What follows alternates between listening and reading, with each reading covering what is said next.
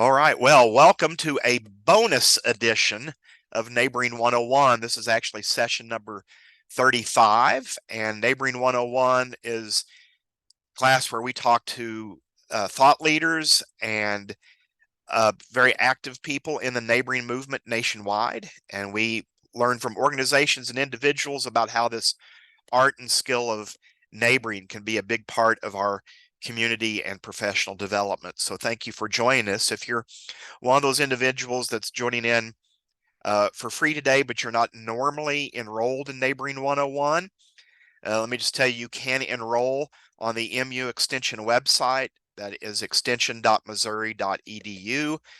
Just search for Neighboring 101.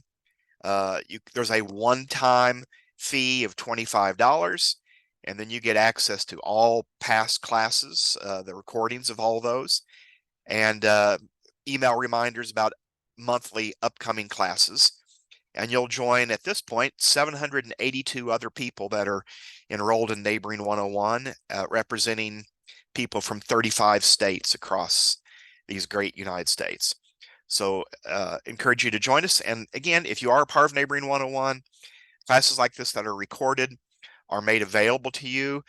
They're only made available in our recap and our reminder emails to class members. And so that's the only way you're able to access these.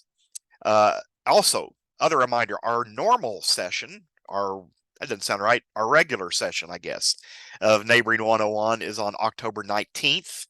And our speaker on October 19th is going to be Don Everts. Don lives in Springfield, Missouri, which is where I'm at. He is the author of a book called Discovering Your Gifts and other articles related to neighboring and asset-based community development. So we'll be talking about discovering your gifts and really discovering the gifts of others that live in your neighborhood, which is an essential part of asset-based community development. So I hope you can join us. And one reminder, this is still, if you're in Missouri, this is Missouri Good Neighbor Week through October 4th. You still have time to report your acts of neighboring or to nominate someone as an engaged neighbor, as one of Missouri's best engaged neighbors. It's by visiting the website MissouriGoodNeighborWeek.com. Encourage you to make some nominations or report your own actions. Well, we'll go ahead and get started with our special guest today, who is Dr. Seth D. Kaplan. Dr. Kaplan is a leading expert on fragile states and a lecturer at the School of Advanced International Studies at Johns Hopkins University. He's also a senior advisor for the Institute for Integrated Transition and a consultant to multilateral organizations like the World Bank, the U.S. State Department, and U.S. Agency on International Development.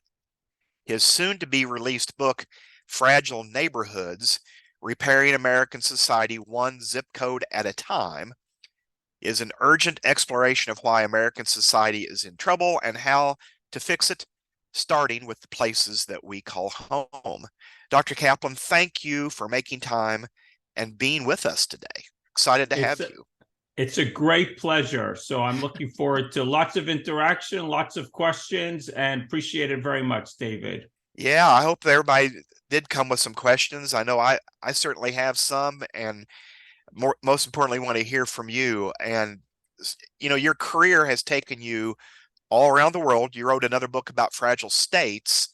What prompted you to apply that lens from fragile states onto American towns and neighborhoods? Consider it a trajectory. Around 2015, 2016, a lot of people knowing what I do, and in Washington, most people know me for the fragile states work, they started asking me, is America a fragile state? And coming back from Nigeria or Sri Lanka or wherever I have been traveling, it's really hard to compare America to countries that have regular kidnappings, high levels of corruption, and a lot of like political instability. So I naturally said, no, the United States is not about to become a fragile state, but let me think more about it. So I spent literally years focused on the problem of social capital. In my work in many, many countries, I've long learned that relationships, social dynamics, is always the starting point to understand how a country is doing and where a country will go. So when I looked at the United States, I used the same lens. And what I felt after talking to a lot of people and reading a lot of books was the problem wasn't national, where most people focus. Most people worry about our elections, and they worry about polarization. They worry about mistrust at a national level. And I thought that the real problem was simply in our daily lives. We had gone from an abundance of relationships and an abundance of engagement with institutions to a great void. And what was happening in our daily lives was affecting everything else. So I went at this backwards, and I landed on neighborhoods, and I landed on relationships as the key lens to think about everything else going on in our society. That is an interesting way to come to that topic. And I will say, if any of you are on LinkedIn, you should follow Dr. Kaplan. He posts, I think, almost daily on LinkedIn, but man, it's not that bad, David. It's not that bad. Well, I try 2 good posts a week will be my target, but thank you. Really. Then I'll reference an article or something. If you're on my feed, you're being probably fed all the previous posts. So I appreciate. Maybe that's the case, because I read those, I think, man, this is so thoughtful and this is so detailed. How does he have the time to do all of these? Because it is all really, really good stuff. Thank you. To your point about fragile neighborhoods, and this is maybe all add from our side today, because we do want to hear from you. We just finished a research study up in May here in Missouri, a state of neighboring survey, and among 2,000 people. And the last question we asked on that survey was, what makes someone a good neighbor? And we gave people 30 things to pick from. They could pick they could pick all of them if they wanted to, but they could pick as many as they wanted if it's something that makes someone a good neighbor. And the two top vote getters, really outpacing the third place by almost 10 percentage points, was a good neighbor is someone who's quiet and someone who leaves me alone. Or it was phrased, respects my privacy. So sounds very American. I mean, we like, I think there's something in our water, it must be, or our culture, that's really encouraging us to think that we're best when we're all by ourselves. And I do appreciate, I like to live in my cave as well. It helps me think. But I also know there's great joy in having lots of relationships, not necessarily lots of close friendships. I think friendships are important, but lots of relationships, especially where you live, just changes your outlook on everything in life. Yeah, it was apparent from what you said there about even how you came to this topic. I'm like, I mean, I feel it every day. I can walk down the streets in my neighborhood and I feel good about my place because I know who's behind those doors. I know what their kids are like. I'm not like my wife, who could tell you what's wrong with their renovation work in their kitchen or whatever they've done. But I know people. I go to the parks and I see people I know. We have a few restaurants in my neighborhood. We're fortunate that we are physically somewhat like a neighborhood. So we have 3 restaurants, a supermarket, and I will go and I will very easy that I'll bump into someone I know. And it just, the eyes are on the street. People know each other. People are helping each other. It's all informal and it's incredibly dynamic. And I'm just sorry that everyone cannot experience it. Yeah, so you have a tremendous sense of place, a sense of belonging there, it sounds. In fragile neighborhoods, you mentioned that the neighborhood is arguably the most significant way to understand and address our growing social and political problems. Can you elaborate upon that idea? Let's look at just a few numbers. I can just give you a few numbers. So the average lifespan. So we have all the people living on this or joining us today. You could look up somewhere online. I'm sure there's a website, the average lifespan for your specific neighborhood. And I hope you have a very high number because the numbers vary tremendously. So there's actually a gap of about 40 years between the shortest and the longest lifespan in the United States based upon where you live. And just to give a practical example, I was on the call not so far from where many of the people here today, not so far from where David is. I was on a call with someone from right outside Kansas City. I think they were on the Kansas side. And they were talking about two neighboring counties in which there was a gap of 20 years in the average lifespan, mid-60s, mid-80s. I'll leave it to somebody here to figure out what those two counties were. But so when I talk about the larger problems, the first thing to understand is how we as Americans are experiencing our daily lives in terms of the support structures we have, in terms of the opportunities we have, in terms of our relationships with our neighbors, in terms of the attractiveness, or if there are parks, the attractiveness of streets, just your feeling. Just think about, forget the practical. The practical is contributing, but just how you're experiencing and feeling life on a day-to-day basis. There's enormous gaps in this country. And so I think if you imagine that on one level, some people are doing very well based upon where they live and what networks and institutions they belong to, and other people are trying awful hard, but they feel like they're not getting anywhere, or they feel like they're being left behind, or they feel like they have a weight on their shoulders. Those people are likely very frustrated, and they feel that something about the society is out to get them, or not being fair to them. So I would just say, think of that as one dimension. I'll just give you another dimension. Another dimension is if your life is rich in relationships and rich in attachment to local associations and institutions, you likely feel that you have an ownership stake in your place, and you feel that something you can do about your life or your place every day can make things better. So you immediately feel like you have a vested interest in improving a place and the country.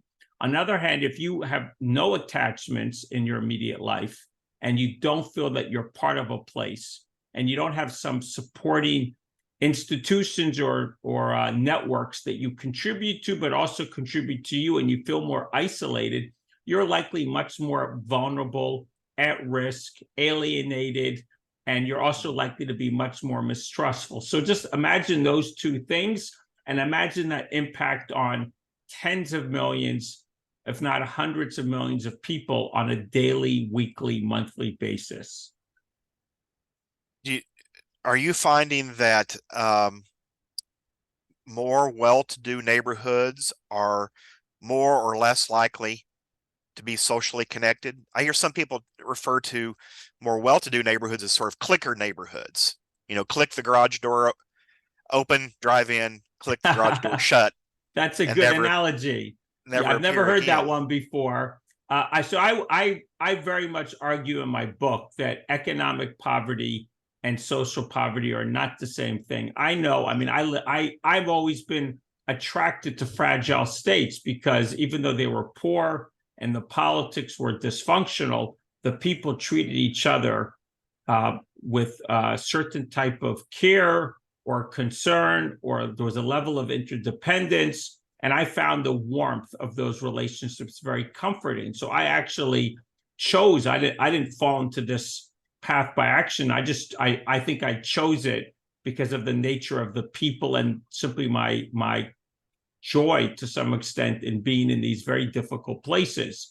And so those people are materially poor, yet they're socially rich. So I would turn around and look at the United States. There certainly are places. You can think of the Amish as being a very good example. You can think of some recent immigrant communities. They may be poor, but their lives are rich, socially rich. They have good relationships, good support structures, and they do not feel isolated alone. On the other hand, it is very true that you have, even though if you're materially well off, a lot of your immediate problems can be solved with the click. It's not only the click for the car door, for the garage door. It's a click on your phone, and some app is going to solve a problem. There's a problem with your kid. There's an app for it. There's a problem with the food, there's an app for it. There's a problem with my dog, there's an app for it. Well, that's nice and that's convenient. And I think we would all like to have a life like that on some level. But what happens when you're feeling lonely? What happens when you're feeling vulnerable? What happens when you just want some company? The phone, unfortunately, is not going to do that for you. It might do that in the short term with something you get on that sort of excites you, but that doesn't last very long. And I think there's a lot of data that says people who are very intensive phone users tend to be very lonely or isolated. And what you see in our societies, you see an enormous boom, not a boom, an enormous climb or increase in mental illness, depression, loneliness, isolation, and of course, deaths of despair. Those are not poor people. Some of them might be poor, but a lot of those people are materially well off in those very nice, what you would call the click your car door neighborhoods, and something is wrong about their relationship. So I would be very, very careful to assume that the material wealth is making those people happy. Clearly, it's making a lot of those people not happy. And we need relationships to thrive. And it's nice to have the material, but you're not going to be happy and well without the social in your life as well. Yeah. Yeah. Well, I think that is a great point. I think you're dead on with that. And I'm still fascinated by this international experience you have and connections. And you talk some about places like Afghanistan and Ukraine, and you wonder why government collapses in one in the face of a threat, while another one rallies its citizens to mount a spirited defense. And so why is it so important to look at these social dynamics to explain the differences there rather than politics? And I have a feeling that some of this applies to our neighborhoods as well.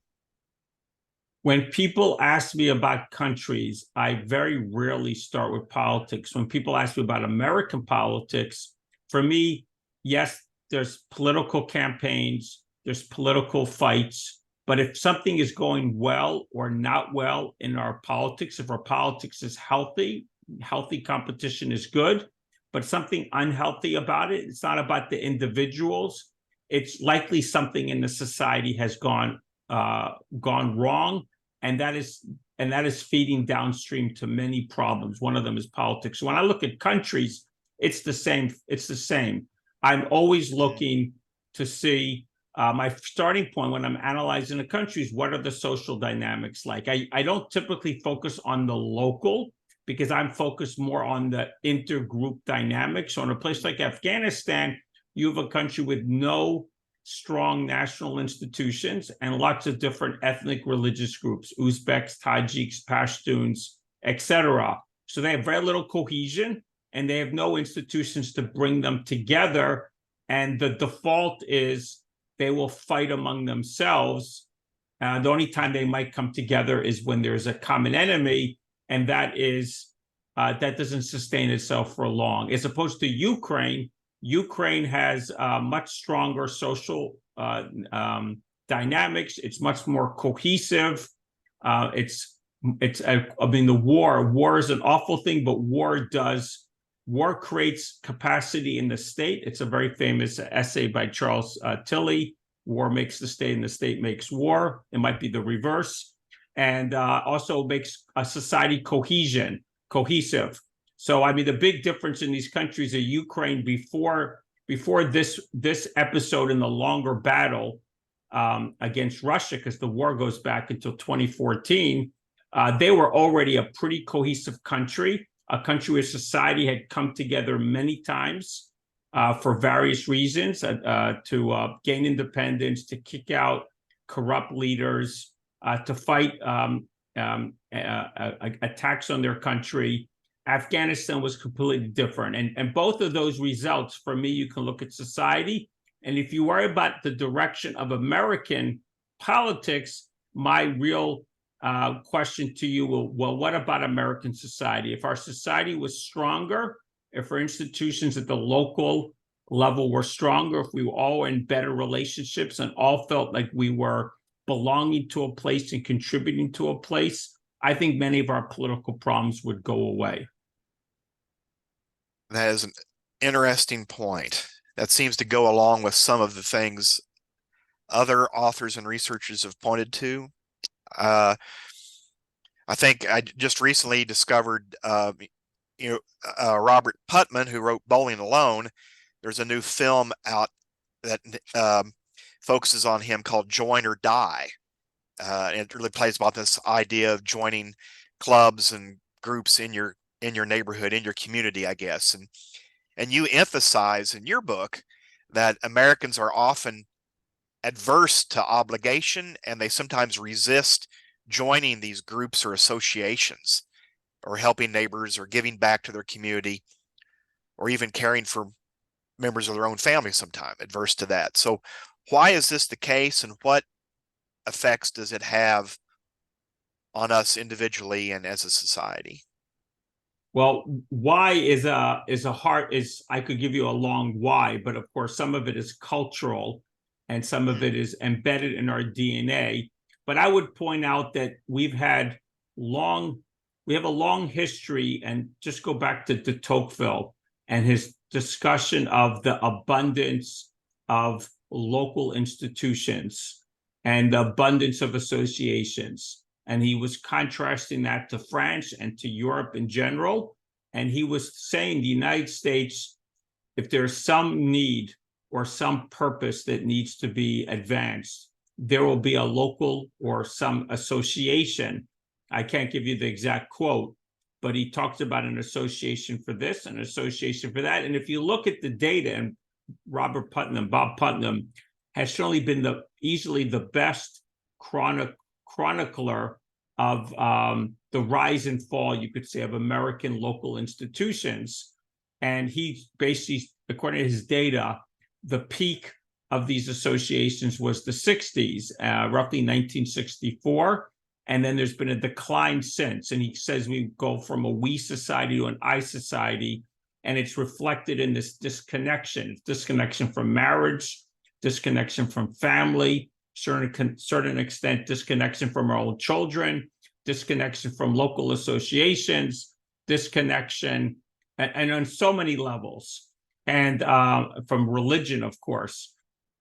And we could go on and on and on. And I think clearly something about the car, something about work patterns, something about shopping patterns, as opposed to we used to shop in a place and now we drive someplace. The internet and the phone and social media looks today as being all important, but actually these trends started in the 60s and they picked up 70s, 80s, and the internet and the social media, we're only talking 20 years or so. So I think that's the end. I think it's an accelerator, but the real change of the changes in our physical landscape, the changes in all the things I mentioned, we went from a place-based society where each of us was engaged with some place-based institutions, and we had close relationships with each other, and we felt attached to a place and attached to institutions. Now, all of a sudden, in the two generations, we have gone to a network society in which we belong to networks. We don't belong to institutions so much. We don't belong to place so much. And those networks work wonderfully for some people. There are certainly people who are thriving in those networks, but what it basically means is the networks are leaving a lot of people behind, because networks by default are limited in terms of who's involved with them. And those who can join the right networks or grow up in the right networks have an enormous advantages. There are places that with disconnected from opportunity networks. You could be an individual and be in no network. There could be places because the place or the type of environment is isolating. People just don't belong to networks. So as opposed to everybody belonging to something, now you have a lot of people belonging to nothing or limiting networks. Yes, yes. That's the huge change. That's the huge change in our society in the last 60 years. And I hope some of us, I know some of us are trying to push back against that and make incremental change. And believe that small incremental changes over time can lead to a change in trajectory, at least in the areas where we live. Now, I want to be sure to mention you're welcome to use reactions and raise a hand and ask a question. You're welcome to type it in chat. We have one in chat that I'll read over here. And then I'll also mention for those in Neighboring 101, we have purchased 20 copies of Dr. Kaplan's new book, or soon to be released book, Fragile Neighborhoods, and we'll be coming up with a contest or some fair way to distribute those 20 among the 750 in the class. But if you don't want to wait that long, you can always buy a copy of the book through Amazon or other book dealers, but wanted to let you know that is coming. So one question we have in chat here: what role does racism play in trying to encourage community unity? In Ferguson, and they're referring, I think, to Ferguson, Missouri, that seems to divide people, and some don't attend group activities as a result. Dr. Kaplan, any thoughts on that? Thank you for the question. I'm not sure I can get the name from the chat. So I'll say a couple of things. First, when I think about what will nurture relationships, and I'm not sure we're aiming for community unity as much as community cohesion, community interaction, a sense of togetherness is how I would put it, more than unity. I would say the two most important things that I think about are the physical landscape and the institution. So I'm going to get to this question here. So a place that has no institutions, or a physical landscape that divides people because there's no center, there's no places to meet, there's no institutions that cut across neighbors, there's no parks or anything like that. That's hard to nurture. So we really need a good physical and a good institutional. Now, when I think about this question about Ferguson, I think, first of all, the United States is a huge country, and I could certainly very easily believe that in some places, it is going to be very true that people who are racist, they would rather not join a public event, or they would prefer to organize events that did not invite the public so they could stick to their own kind. And that doesn't help build neighbor cohesion.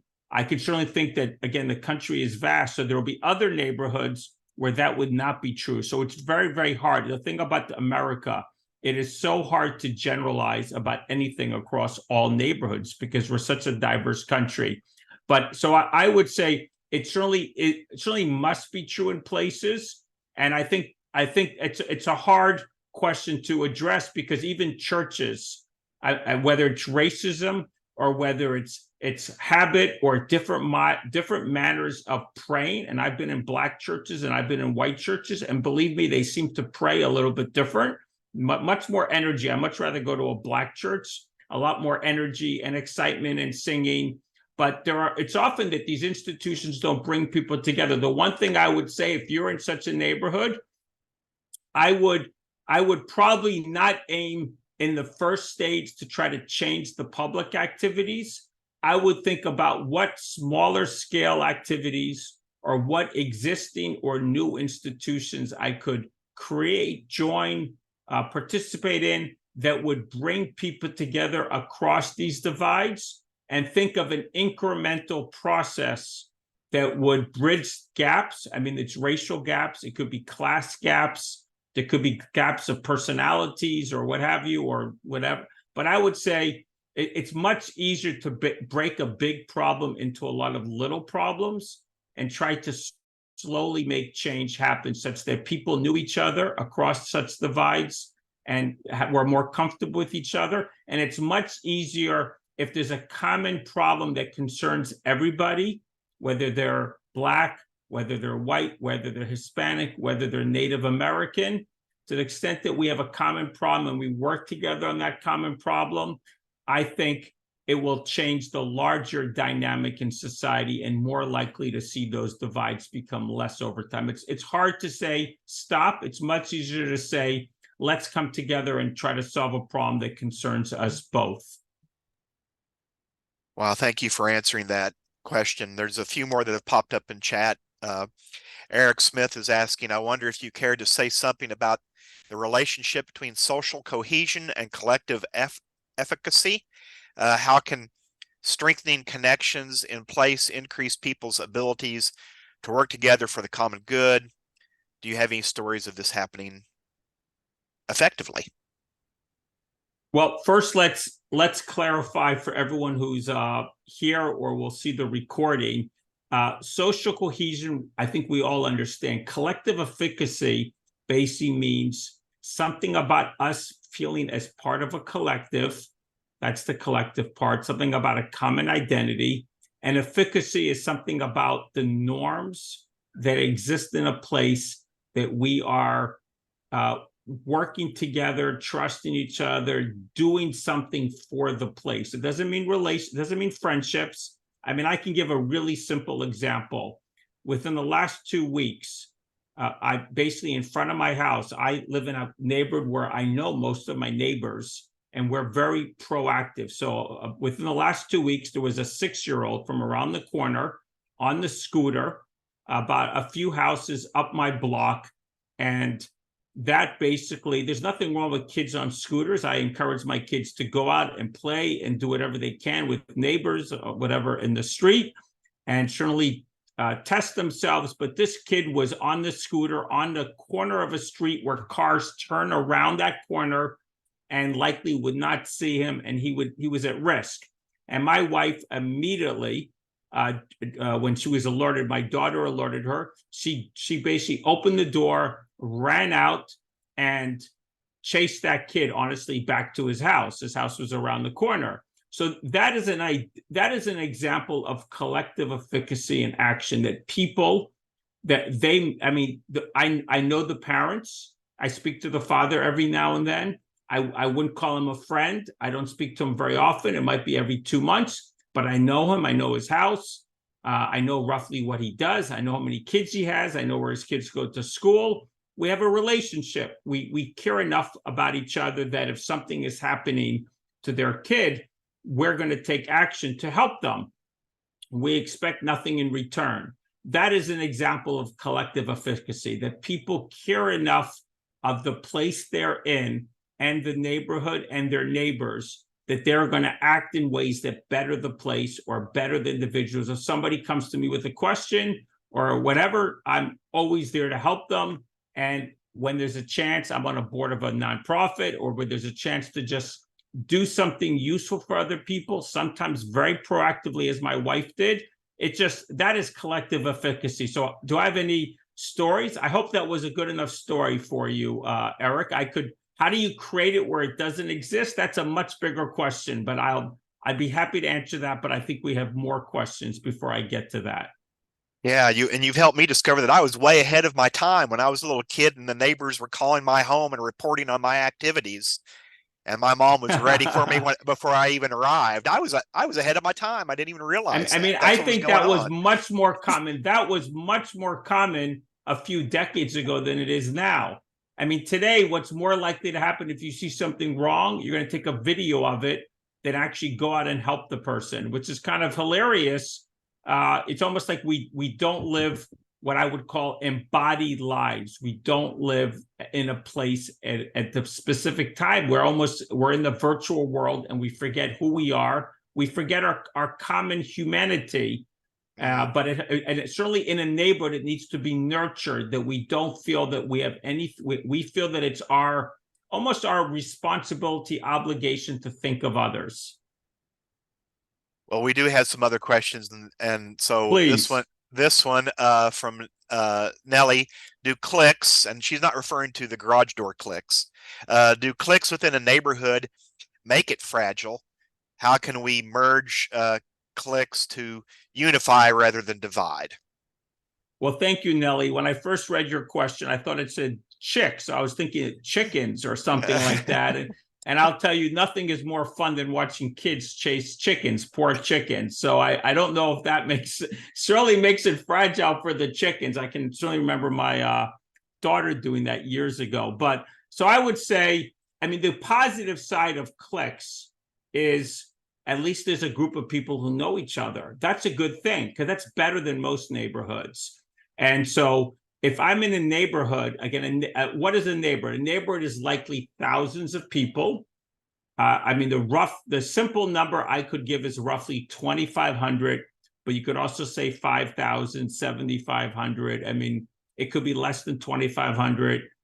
But anyway, something in that 4-digit range. Let's say 1,000 to 10,000, with 25 to 5,000 being a good number. And so if there's a clique, what's a clique? 6, 7, 8, 9 families. I mean, my first reaction is there's probably a lot of other opportunities in the neighborhood to make friends. I won't hold it against those people for being close to each other. I think a neighborhood is much bigger.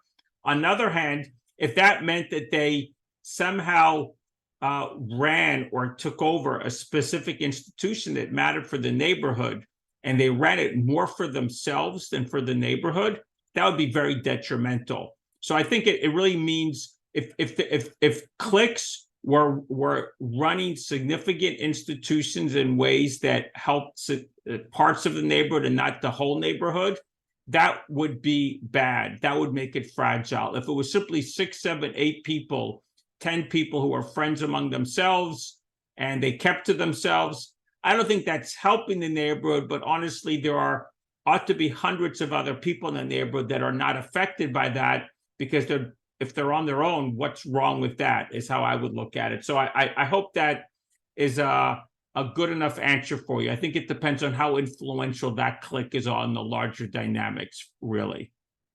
Yeah, that's an interesting point. I mean, think of parents with their kids. I mean, it seems to me that mostly the people you know the most in your neighborhood are going to be people that you have kids of similar age. Are they a clique? No, they're not a clique. They simply have a common problem to work on. Yeah, excellent. Well, Laura, who is in Excelsior Springs, Missouri, asked Dr. Kaplan mentioned that those who are disconnected from local institutions become mistrustful. Yes. I certainly see that in my work in local government. The most complaints on Facebook about the city are from people we don't know, and they have not attempted to engage with us in any way. They just throw out blame, which is easier to do when you don't know someone personal. They've never tried to meet up with us face to face. It sounds, I mean, you've been alluding to that, this tendency to kind of hide behind screens some, and how that's not helpful to our society in large. I don't know if you want to comment on that further. It sounds like that's consistent. Yeah. I think it's the truth. I mean, the big difference in our society when we went from place-based institutions to networks, it used to be that for the most part, everybody belonged to an institution. Everybody belonged to some sort of family institution. They used to belong to several institutions. I like to point out the importance of what I would call overlapping institutions. People belong to a church. They overlap in small businesses, restaurants. They overlap in some civic associations. They overlap through their school. So in my neighborhood, a very typical household belongs to 3, 4, 5 different institutions, sometimes many more. There's some people who might be that clique that someone was talking about, Nellie was talking about. I certainly see a clique of people. They tend to be on lots of organizations. They tend to have a little bit extra money, so they tend to give to lots of organizations. And I certainly know that I and others might complain about them, but as long as they're contributing money to lots of organizations and they're helping organize fundraisers, that's great. But the key point is here today, a lot of people belong to no institutions. And I think the challenge, if I'm Laura and I'm the government, if they're not happy, that's downstream from their disconnection. And the real question that I think, I don't think it's an easy problem for government to solve, but I certainly think it's a national problem. It's a local problem that we need to nurture connection. We need to find ways for whether there's the physical landscape and where there's places for people to meet and just naturally, organically come together, whether there's a plethora or an abundance of local institutions that appeals to lots of different people. We want to make it a normal habit of life that everyone, or as many people as possible, are engaged, involved with some institution that is local, that is in person. To the extent that we're able to do that, I think her engagement with citizens and their attitude towards government will change quite significantly. So I would look at her point as downstream from the bigger problem. I think you're on mute, Sorry, David. We can't I hear am. you. I am. Yeah, covering up my cough there. So great. That's a great point. Thank you for that. One of the things you mentioned in your book, you note that marriage is a social institution with particularly powerful benefits for both households and neighborhoods. What are some of those benefits? Could you elaborate on that a little bit? I would look at it at two levels. First, strong families are much easier to contribute to a neighborhood. Strong families are likely, people are more likely to be contributing to local institutions. They're more likely, so on one level, you have individual families they become bedrock. They become basically, families become bedrock institutions of a neighborhood. In my neighborhood, not every family is intact, of course. I can even say that I can recall a family that had a tragedy. Both the mother and father passed before they were 30. But the grandparent is in the neighborhood. The grandparent and the grandparents, a brother live in the neighborhood. So you have immediately the support system. But the key point is, when you live in a neighborhood in which there's a lot of strong families, and in my neighborhood, there are, in many cases, 3. And the person across the street, until his parents died, he had 4 generations in my neighborhood. So his parents, him, 2 of his children, and his grandchildren were all in the neighborhood. And so on the one level, families are much more able to contribute to a neighborhood in many, many positive ways. But I would say on the second level, a neighborhood full of families that are strong, this interfamily dynamic becomes the key incubator of relationships. I mean, I think you don't have to have that. I can think of a neighbor. I'm at 910, the neighbor at 903. Her kids are grown up, and she literally every week knocks on doors of people who live alone. She's like almost like an institution to herself. She organizes us to clean the park. She organizes us to help some nonprofit. And I know every week, I don't know how many names are on her list, but she goes and knocks on doors.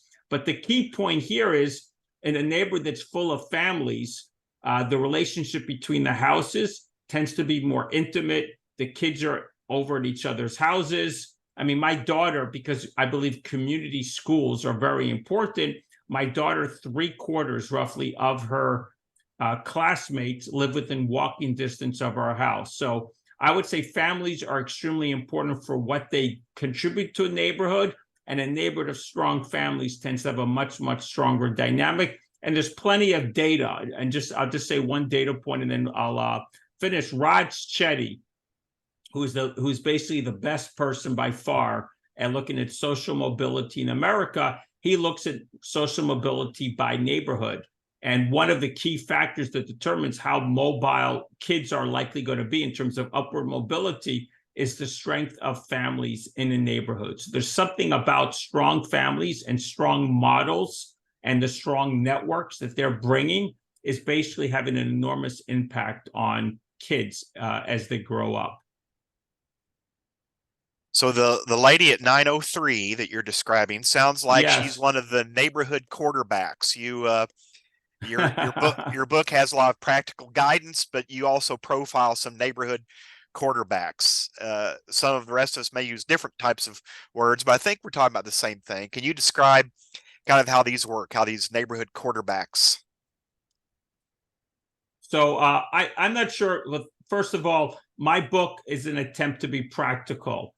Robert Putnam writes great books, great data, but he doesn't really land on what can we practically can do to reverse the tide. I sort of pick up from where he leaves off, my first two chapters, and my third chapter focuses on place, which he does not do very much. And then I have 5 organizations I profile. So one of the organizations I profile is a neighborhood quarterback. So this person down the street, I think she does great work, but she mostly works on her own. A neighborhood quarterback is more like an institution.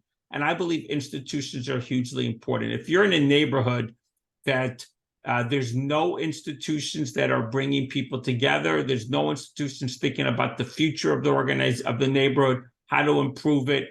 A neighborhood quarterback is an entity that people set up to basically, I would say, create a vision, bring people together, create a vision, and then somehow navigate forward that vision.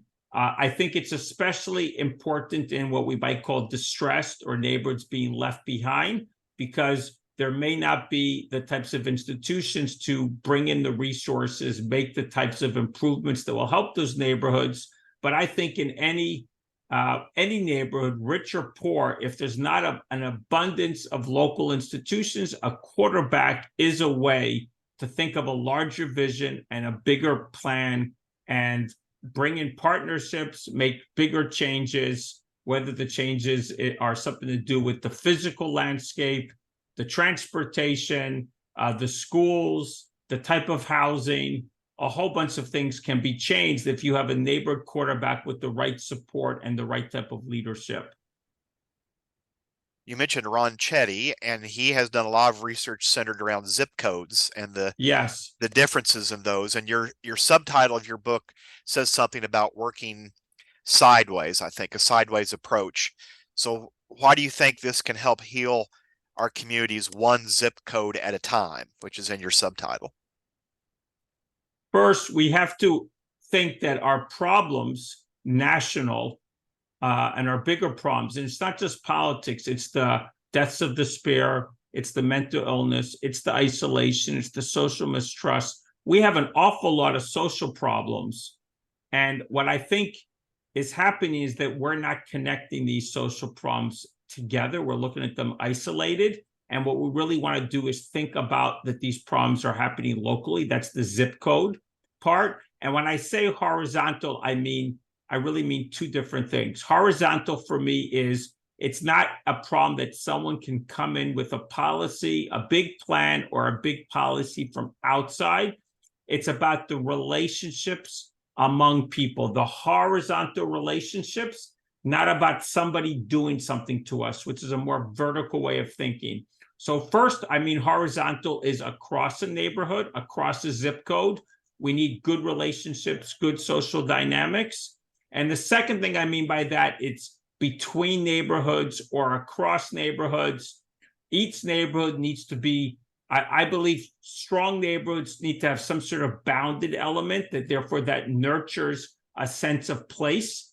But we surely don't want to isolate neighborhoods. We want them to be well connected to each other. And then we have to think, if we're going to make the country better, it's not about a politician. It's not about a policy. It's about horizontal change across the landscape, zip code by zip code, place by place. That's something that every city council member needs to hear. I hope we have a lot on the call. I hope we have a lot on the call. I'm not sure we have any on this call, but I have a lot of emails and a lot of follow-up to do with this. And maybe that's a good way to get a few more copies of Fragile Neighborhoods and share that as a gift to some folks, because I hope the book does extraordinarily well. And I know our time is winding down. I wanted to ask one more question, and there may be somebody with one other final question. But in Fragile Neighborhoods, you highlight 5 organizations, and I think you highlight one of those today on LinkedIn.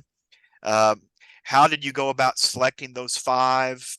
What made them case studies to understand how social decay is affecting America and what we can do to reverse it?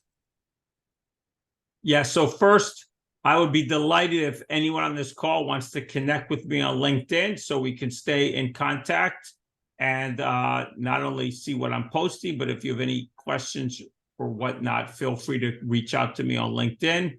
So I chose those 5 because I think, again, the problems that we face in our neighborhoods and in our relationships, there's a physical and there's an institutional element. So again, to the extent that we strengthen place-based institutions, that is the key to scaling up and catalyzing more and more action. So when I was looking at organizations to profile, I'm thinking of 5 entry points. So each of my organizations is a different entry point. One is marriage, or you could think of it household. One is family, and that's almost like interfamily because it talks about some families helping other families, but it's about strengthening family. One is through schools. How do you affect the social context? That's Eastern Kentucky. One is on Plain Community Building, which is in Detroit. And one is an organization that does some more structural things to change. It does institutions, but I think what makes it particularly special, it looks at the neighborhood as a whole and thinks about how to reshape the neighborhood. And so I believe those are the 5 most natural entry points. I'm sure you could come up with more, but those seem from the data. Again, I looked at a lot of data, and you can see the chapter right before I start those 5. I talk about what the data says for successful neighborhoods. And I looked at the data and I thought those would be the 5 most obvious entry points. And then I went around and looked for organizations. Some I had known, some I had to find. I remember looking for education. I literally interviewed an author of a book that looked at a lot of different people in education. And I asked her to recommend somebody working in education that was trying to affect change at the social context level. And that's the organization I chose, one that works in Eastern Kentucky. Now it's expanded to work in other rural areas around the country. And I just feel that those 5 incredible people, 5 incredible organizations doing incredible work, and each of them can teach us something, and then cutting across them, we all can learn some cross-cutting takeaways. Absolutely. Well, I see no other questions posed in chat. Anything you would like to add, Dr. Kaplan, as a wrap up for our session today? First, I want to thank everybody, and I want to appreciate anyone who worries about the relationships in their neighborhood. You're on the right path. This is what I think it's enriching for individuals. I think it's certainly, if you want to make your neighborhood a better place, I mean, this is the most natural entry point. The thing I would leave you with is, again, think incremental, but also think institutional. How do you strengthen the institutions? And institutions could be a formal organization. It could be an existing organization. It could be something that you and several other people come together to start. But how do you create? But institutions also can be informal. It could be, I think I posted on maybe a week and a half ago, like doing a neighborhood meal, some sort of meal. Or, I mean, we used to have block parties. What would happen about some sort of neighborhood event or series of streets events, something that would be recurring? I mean, that's a very simple idea. But the key thing is, yes, we should reach out to our neighbors, but I think even more importantly, we should find ways to create mechanisms to change the norms, build up the institutions, and have impact on something that will be sustainable and scalable to an extent across many houses. And you just can't ask people to come out of their house. You have to create something that's attractive, enticing, and make it an organic process where more and more people can feel that this is something I should join. And then you begin to reshape the culture. I love that. That's a great closing word for us today. Remember Dr. Kaplan's soon-to-be released book, Fragile Neighborhoods, Repairing American Society One Zip Code at a Time, and grab a copy where you buy books. And I really appreciate you, Dr. Kaplan. I know your schedule has been busy. Thank you for joining us today. And again, in all seriousness, if you're on LinkedIn, you should follow Dr. Kaplan because you're going to learn something with every post that he makes. Really appreciate all that you're doing nationally to lead the charge on this topic. And I know each of us that are on this call have an interest in improving our neighborhoods, and you're giving us some great direction on how to do so. So thank you. Thank you very much. Thank you, everyone. Please do find me if you have any follow-up questions. My pleasure to meet you virtually, and my pleasure to be in contact in the future. So be well, and thank you so much, David. And Yes. keep going forward. Get more people involved. It's great work you're doing. Thank you. Thank you very much. And thank you again for joining us, And take care, everybody. everybody. Take care, everyone. Be well. Bye-bye. Bye. Bye-bye. Take care.